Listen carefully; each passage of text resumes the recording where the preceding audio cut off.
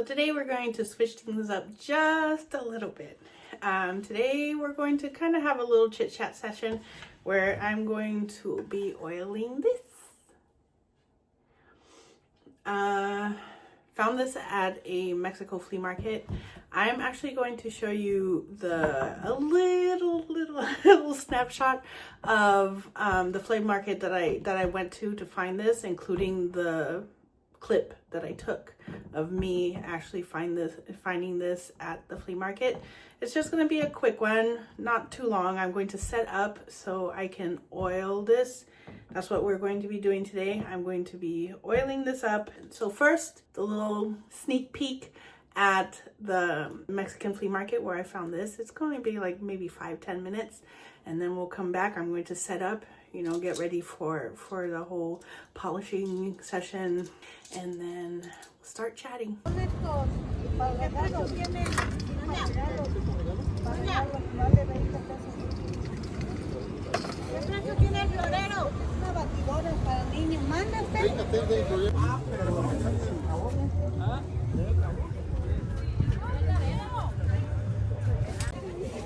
caja verde. La caja verde.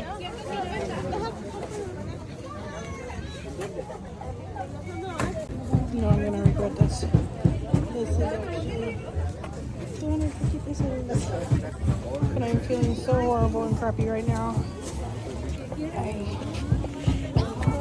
can't get it. I don't want to get it. I'm gonna regret it. I'm this low. Made in Sweden. It's pretty cool.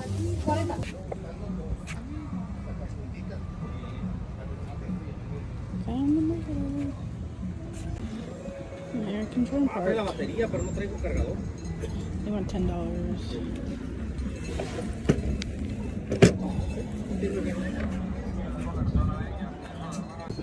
This base is just full of gems. It is.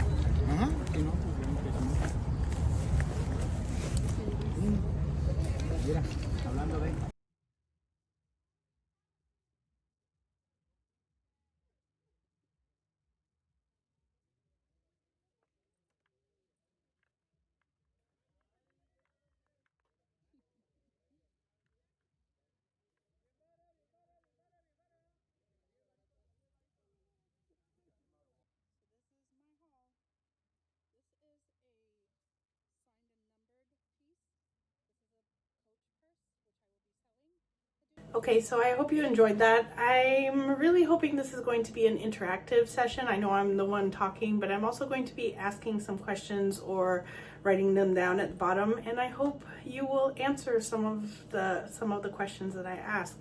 So today, like I said, we're going to be oiling this up. I took the time to just take a very barely damp rag just to get the extra dust off. So now we're going to get to polishing. I have my gloves because after oiling, the smell kind of stays on my hands for a few days. I'm using this oil. I don't know if there's a better oil, but this is the oil that my mom had me oiling all the wood in the house every Saturday. So I know this oil. I used it for years and years. So that's what I'm going to be using. But if you have a better option, let me know. So I'm going to be filming on another camera so you can see some of what I'm doing. But the most fun part is going to hopefully be us talking. There are bananas, there's a mango, there are grapes, there's even a star fruit in this bundle. What I wanted to talk about is where I shop, where I like to shop. I like to shop on both sides of the border. I prefer right now, just because the prices are so much better, I prefer to shop in Mexico.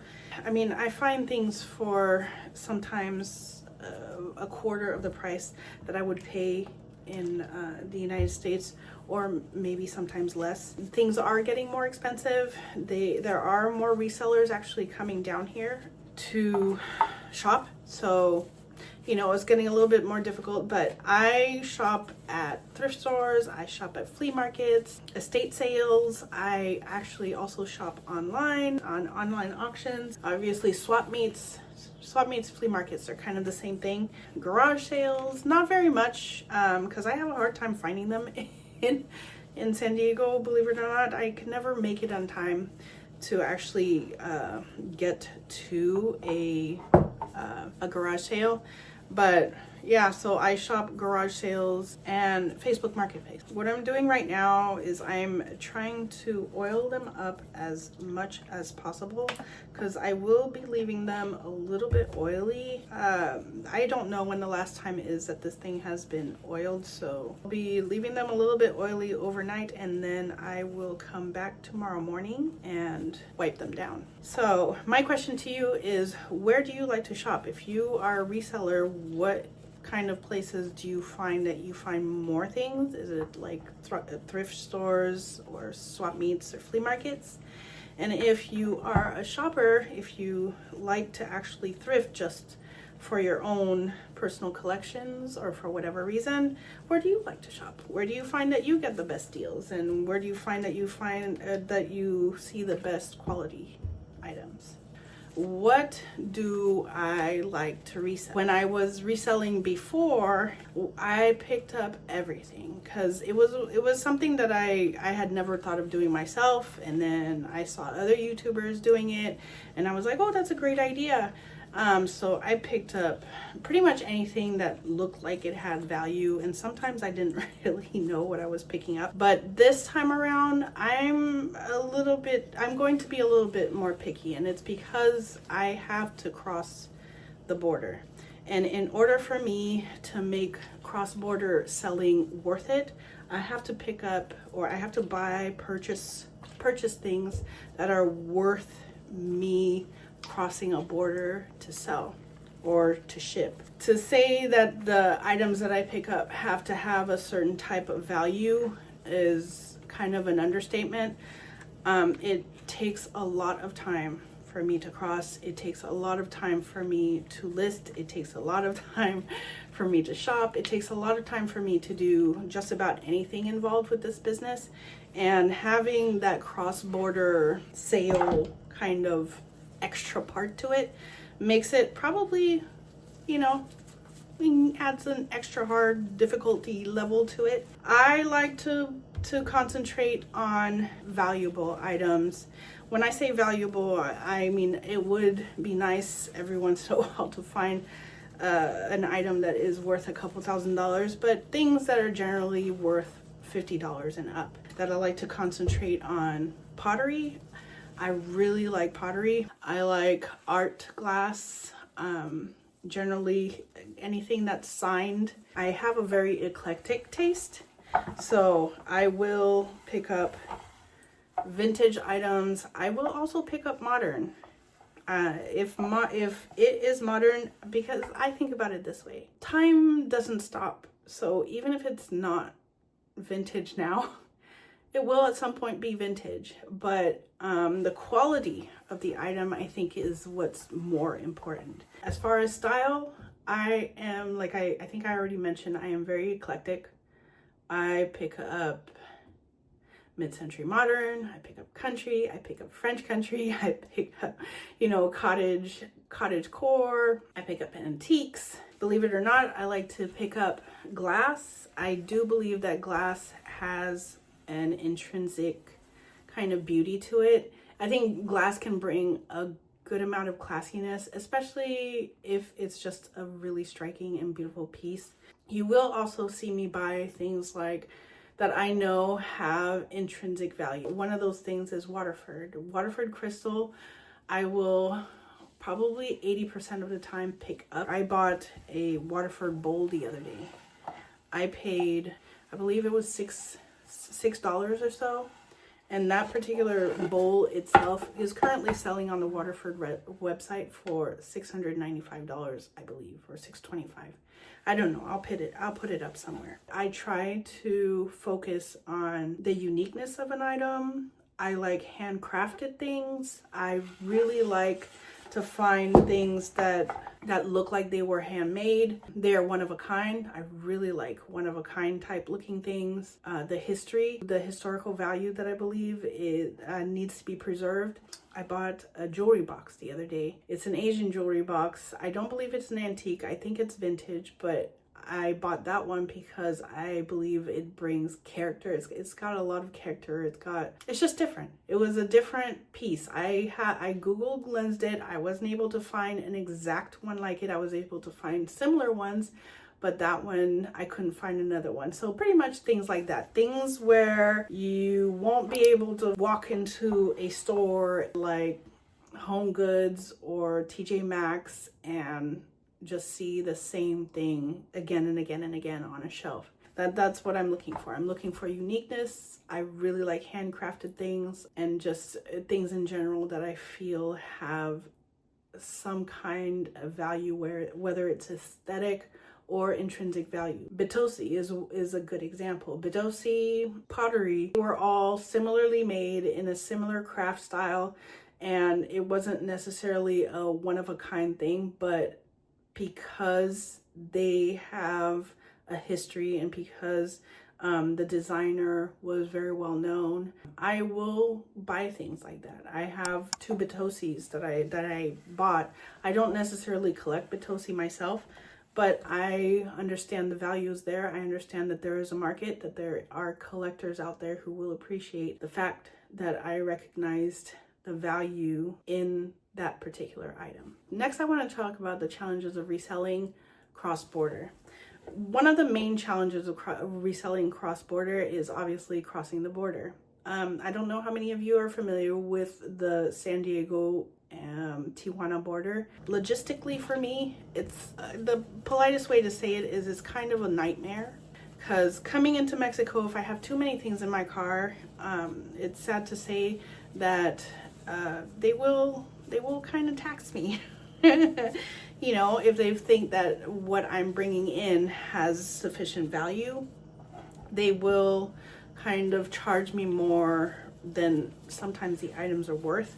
So I have to be careful about how much I'm bringing into the country. Going back, you know, I do have a special pass, but if I have too much that I'm taking up, it's not illegal in any way what I'm doing, but if I have too much that I'm taking up into my car, sometimes they don't like that because they, you know, obviously have to search for illegal activity. If I have too much in my car, it becomes too much for them to sort through in that special lane. So sometimes I would have to go into the longer lanes, and sometimes those longer lanes can take 3, 4, sometimes upwards of 6 hours to get through, and I don't want to do that. So that's the main challenge. The other challenge is storage. The houses the house that we are renting in Mexico, and just the houses in general in Mexico, do not come with a lot of storage space. A lot of their space is just, you know, it's living space. So storage is an issue.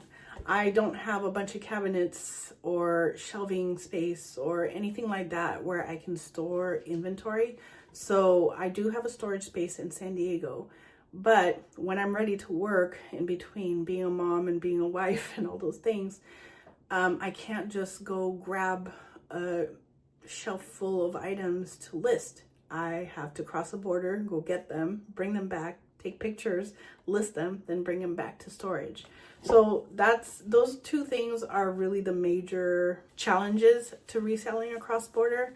But I love it so much, I'm really willing to give it a shot this year and give it a serious shot and see where it goes. Okay, what platforms do I currently sell on? I do have a Poshmark account, but I don't think I'm going to continue there. I have sold on eBay, and I currently have an eBay account, and I'm thinking of opening an Etsy account. The challenge for me with other platforms is this.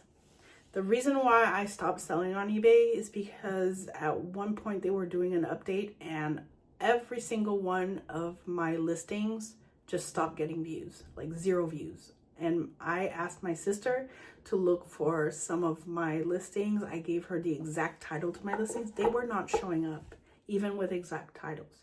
So that killed my reselling business when that happened. Amazon, which I've said I've sold on before, I had an issue with them. I wouldn't resell thrifted stuff on Amazon, but I'm just telling you my story of reselling on platforms. When I sold with them, they were working on some kind of law they had to be compliant with, and for a month they held my money until they figured out whatever process it was that they needed to have done.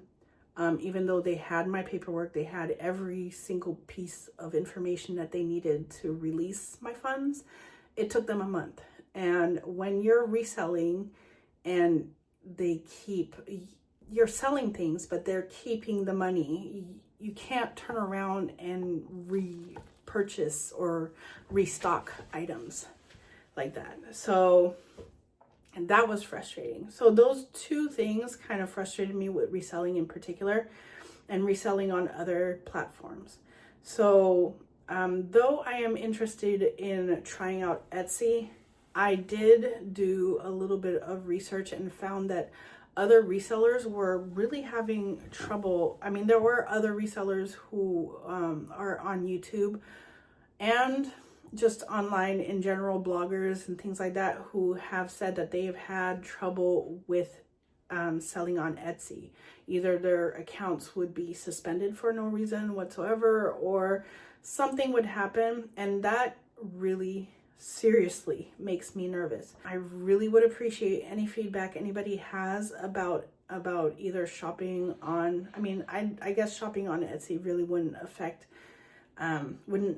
you, but if you are a reseller and you have used Etsy, have you had any trouble? Do you have any feedback for me? I really am curious about that. But what I have decided to do, and this was one of those decisions that I made a while back, but I may bump this up on my list of things that I need to get accomplished very soon. I think I'm going to probably build my own website. I found a platform already that I really want to try to build my website on, my store on. So I'm going to do that. I'm going to try them out. And if that happens, then I will come up with a schedule for releasing collections. So I may either do it once a month or twice a month. I'm not sure yet. Now, as far as the other things that I do, I am what some people would call a serial entrepreneur. I'm always thinking of new things to do. I also do not put all my eggs in one basket. I actually learned that from my dad. My dad has been an entrepreneur for as long as I can remember. He was a clothing manufacturer from the time that I was very small, but what hit him hard was 9/11. When 9/11 happened, a lot of his business died right along with it. And my dad had all his eggs in one basket. And that was one thing that I learned from his experience, is not to do the same thing.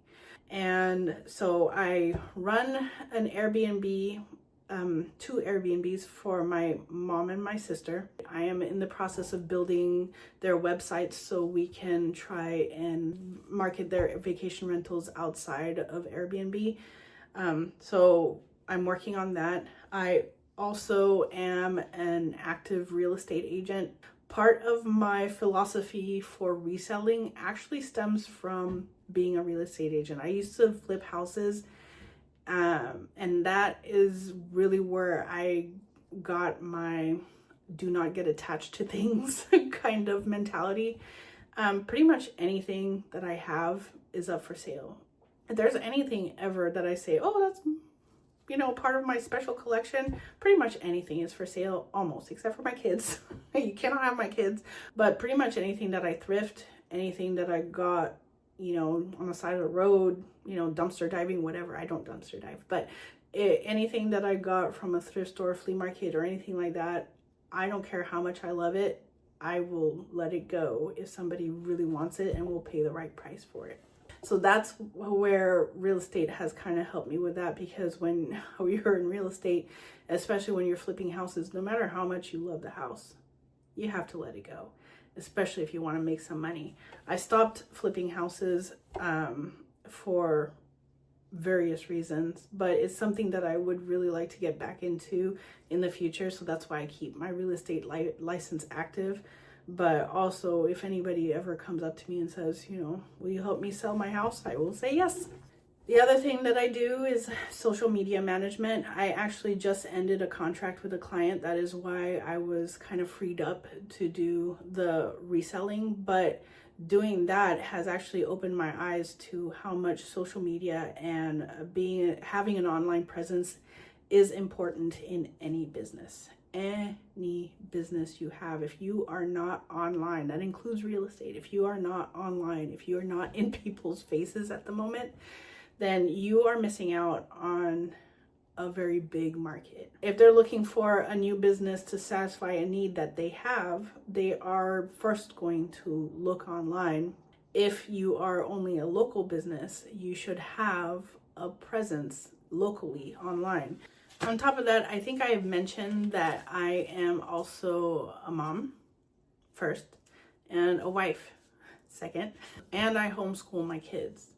So that takes the majority of my day. And the fact that I am crossing the border to be able to do this business add I don't know how many degrees of difficulty to this business, but it's something that I am really hoping to tackle successfully this year. I really enjoy thrifting. I think that is why I keep kind of circling back to it. This is probably going to be the 4th or 5th time that I am trying to do reselling as a business, but this is the first time that I am taking it seriously. So I'm hoping that this year is going to change our lives, because we have goals. The last thing I want to talk about, what my favorite channels for learning are. I really love to learn. That's one of the things that I really like about this business. I like to research things. I was a history major in university, so I really like history. I do appreciate a lot of the channels that I watch. However, there are some that stand out to me. One of them is the Antique Nomad. George the Antique Nomad has a wealth of information in his head. He is just fantastic to watch, especially when you want to learn about things. He goes to a lot of antique malls, which is really cool, because it showed me a different way of looking at antique malls. What I like about watching his videos is he gives a lot of information about a lot of the things that he picks up. There are some things that I would like for him to go a little bit deeper on, like pottery. I really like pottery. I like to learn about it, but whatever it is, he's got a wealth of information. Awesome channel to follow. The other one is Dr. Lori. Dr. Lori, she is very knowledgeable in a wide range of things. I believe in some of her videos she says that she used to resell, which is really kind of awesome. She knows the business. There are some things, if you like Dr. Lori, don't get upset with me. She doesn't know everything, but she is knowledgeable in a lot of things. There are some things that she might be wrong in, and that's one thing that I definitely recommend any person who's learning from somebody else, whether it's George the Antique Nomad, Dr. Lori, or any of the other people that I'm mentioning. Take the information that they have as a starting point, but always do your own research. You always want to learn on your own. You always want to, back up what you are learning with additional knowledge from other sources as well. That's one thing that I can definitely recommend any reseller or any shopper, any person who's collecting on their own does on their own. So yeah, Dr. Lori's channel, awesome channel. She knows a lot about art, that's probably where I've learned the most about what to look for when I'm searching for art. I love to pick up art, actually. It's one of the things that I really like to pick up, mostly because the margins can be really, really big. But she knows about jewelry, she knows about houseware type items, just a lot of various things, and I really enjoy watching her. She can be a little bit snippety sometimes, but you know, wealth of information, highly recommend. Another channel that I recently found, and I really like her channel. She does give quite a bit of knowledge. I also like her style, is Lady Mary Beth. She knows a lot about Waterford because I believe she worked for Waterford for quite a bit. But what I also like are some of her suggestions for other ways to use certain items. I have gotten some good ideas from watching her, and I think if you don't watch her yet, I think you really should. Another person I'm sure a lot of you are familiar with is Laura Caldwell. She has a depth of information in especially mid-century modern type items. I learned a lot about mid-century from watching her and other channels like hers. She is just wonderful. I like her style. I like the way, but I just really like the information that she puts out there. I like it when she does the research. I actually will do that myself. I like it when she does the research. I like that about her channel. Highly recommend that one too. Another one, I don't know if any of you are familiar with. I ended up on her channel just maybe a couple months ago, but I really think she has a lot of knowledge. Her name is Samantha. Channel is called Jolie Flip Vintage, I think. I will put all this information on the screen somewhere. Jolie Flips Vintage. She has a lot of knowledge about what she finds, and she finds a lot of things, but I have learned a lot just by watching her videos just the past month or so. I mean, she knows brands, she knows artists, she knows things just by looking at them, and just the depth of knowledge that you can get from watching her. She's got really long videos, which I also like to watch, but I just really like the information that she provides. Her style is very different from mine, I think, but I don't know. I just really enjoy watching her. And if you're looking for a place to get information kind of in a fun way, can be very quirky, I really like her channel and I highly recommend her. And of course, the last one, but of course this wasn't in any order whatsoever, is Crazy Lamp Lady. I like watching the episodes where she goes also to antique malls. Sometimes she can deliver a wealth of information for things as well. I like watching the ones where she goes to antique malls in particular, because that's where she concentrates on things of higher value.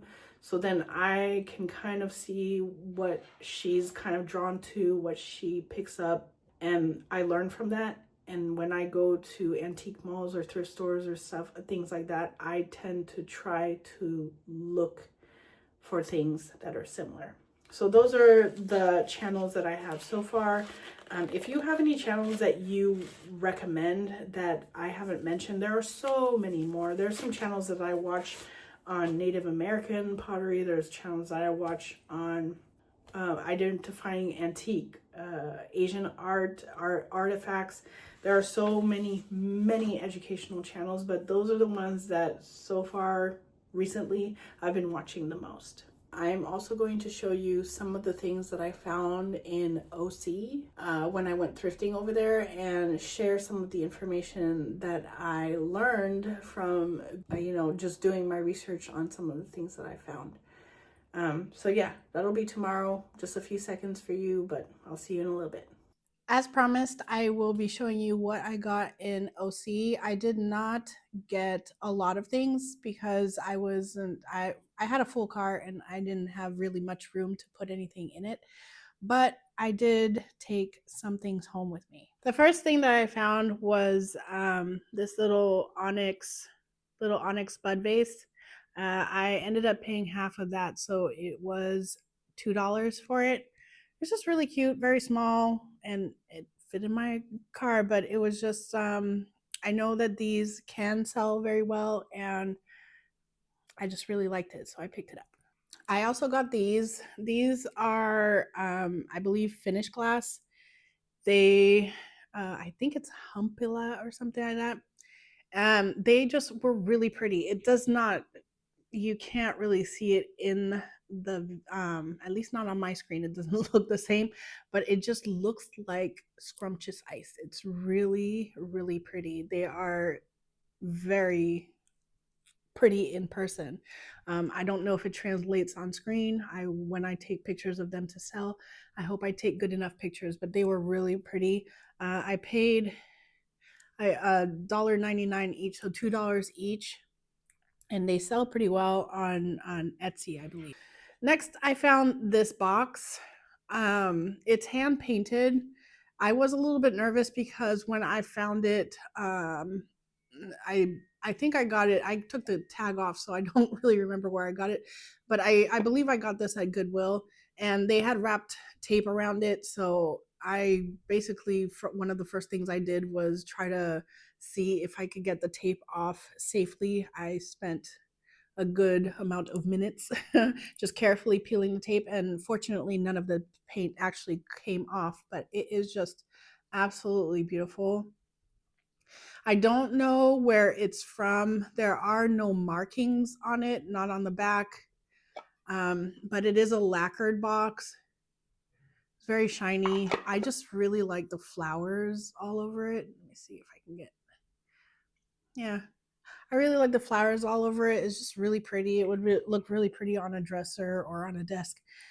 You could put pens in here, or you could put, your little makeup, eyeliners and things like that in here if you want to put it on your counter or your dresser or something like that.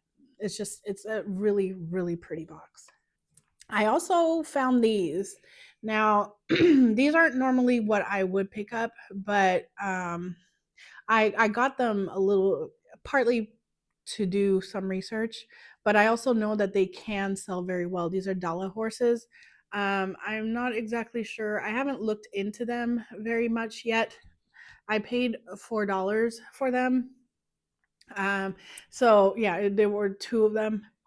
A little one, the little red one, and this one's actually kind of like a deep teal color. They're really in good condition. The stickers are still on them. So it looks like the butt on this one has a little bit of a paint issue. So I'll see if I can try to work that out. It just looks like the paint is kind of crackling a little bit, but overall they're in good condition. But I mostly took them just to do research and to see what they're about and things like that. I haven't gotten to it yet, but I know also that these do tend to sell well. One of the last things that I found, and I don't say this very lightly, I don't use the L word very lightly, but I absolutely love these glasses. I saw these glasses and I just, oh, they're just absolutely beautiful. Um, I have six of them. I paid $1.99, I think. Yeah, $1.99. So $2 each. They are made in Italy. It's marked on the bottom. They're very heavy for a glass. They're each one probably weighs about a pound or a little bit more than a pound. I think that's what I saw in some of the listings that I saw. But I don't know if you can actually see the shape of that right there.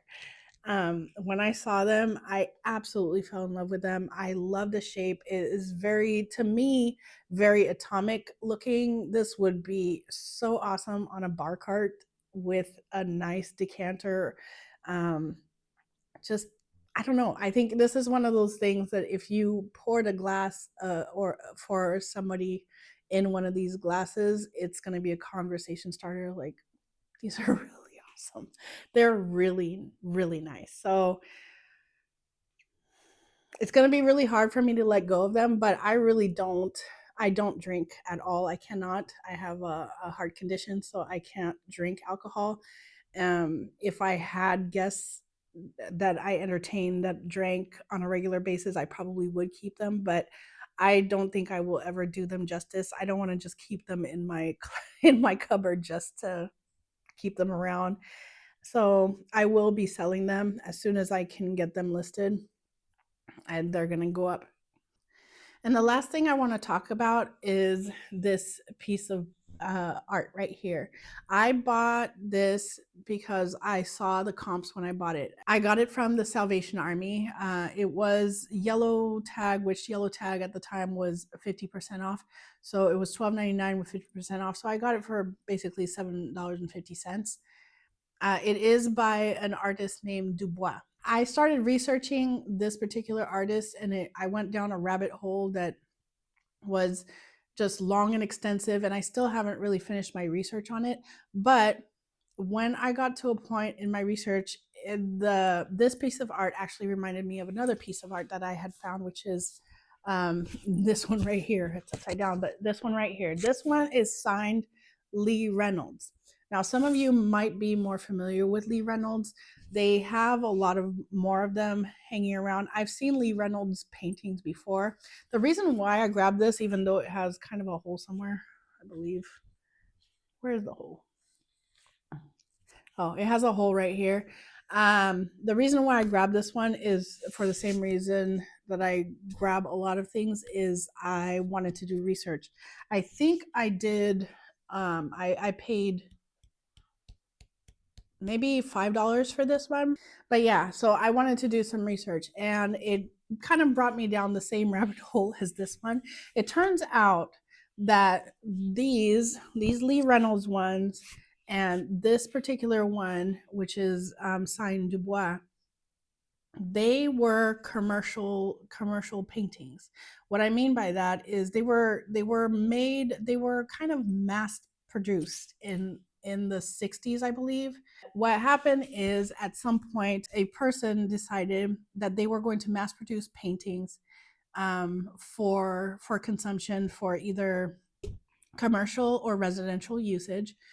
So what they would do is they would set up studios with actual painters, and they would give them either a theme, or maybe the master painter would actually paint a painting and they would reproduce it.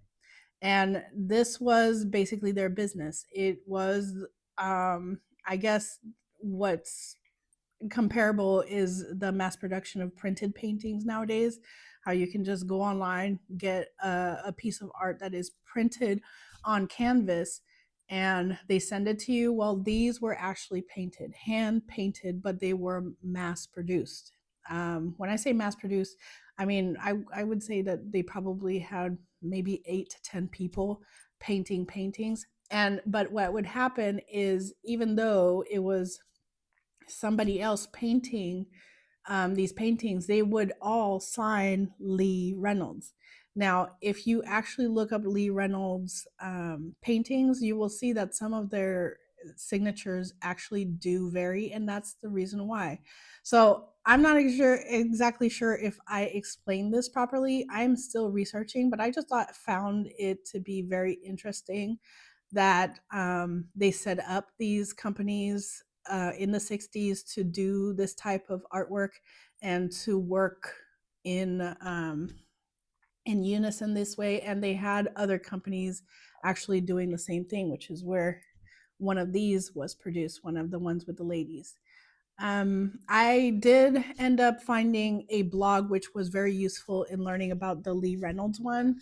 So I will probably link that blog down in the description. I didn't actually find any useful just article on the Dubois ones yet. I basically just went on a website where there were a bunch of experts answering questions about people's artwork, like people who actually own a Dubois painting. They were asking for information, and sometimes the answers that these experts gave me the idea that this was actually a similar type of company to what Lee Reynolds is. So I thought that was pretty interesting. The Dubois paintings do go for anywhere from 100 to, I think the most I saw one selling for was about $700 or $800. The Lee Reynolds ones, on the other hand, they actually can sell for thousands because they have become kind of collector's items, things that people collect for nostalgia's sake or whatever. So those can actually sell for quite a bit. It depends on the size of the painting and the subject matter, but they do hold quite a bit of value. So that was it. That was all I found out. I hope you enjoyed this information. I hope you also enjoyed our little chit chat session that we had earlier. I really would like to see some of your answers to some of the questions that I asked. I'm hoping that you will take it as an interactive thing. I really do enjoy reading some of the comments that I get. I read every single one. I even go to my past videos and look at the ones and look at new questions or comments and try to answer those as well. Um, one thing that I wanted to mention is what the structure of my hauls are going to take, or what they're going to look like from now on. Because of the difficulty that I have in crossing the border with merchandise going back and forth, it's not really convenient for me to show a haul, or to bring everything down that I bought in San Diego at the same time. Mostly because I kind of have also a storage kind of issue when it comes to my house. I don't really have places to put things. So what I will be doing as far as a haul is, as soon as I can figure out which platform for sure that I will be selling on, I will take pictures and list the items, and those will be my hauls. So whatever I have listed for the week, or a few days before, I will show you what I've listed, and I will also put the link to where you can find those items if you're interested in purchasing them or just looking at what I have listed for sale. So that's that. I really hope you enjoyed the video. I would encourage you to subscribe. And if you haven't, oh, I forgot to mention, if you haven't actually watched the OC video, the Orange County videos where I picked up the stuff that I showed you today, there's a part 1 and part 2. I will also link those somewhere in the video or maybe the description. Please go and watch those. I hope you enjoy them, and I will see you the next time. Bye. So I forgot to give you an update in the video, but this is what the fruit bowl actually looked like the next day. It looked like the wood was actually a little bit more thirsty than I expected, so I'm probably going to have to oil it up maybe 1 or 2 more times just to get the wood to the point where it is well saturated, or at least not so dry. So, but I'm really happy with what I see so far, but it's a work in progress.